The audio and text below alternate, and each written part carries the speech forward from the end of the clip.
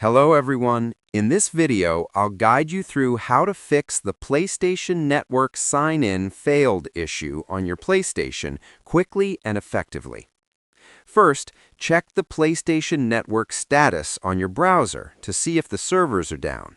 Sometimes the issue is on Sony's side, and you just need to wait. Next, ensure your console is connected to the internet. Go to Settings, then Network, and test your connection to make sure it's working properly. If your connection is fine, double-check your login details. Make sure your email and password are entered correctly and that your account is verified. You can also try signing out completely, restarting your console, and signing in again.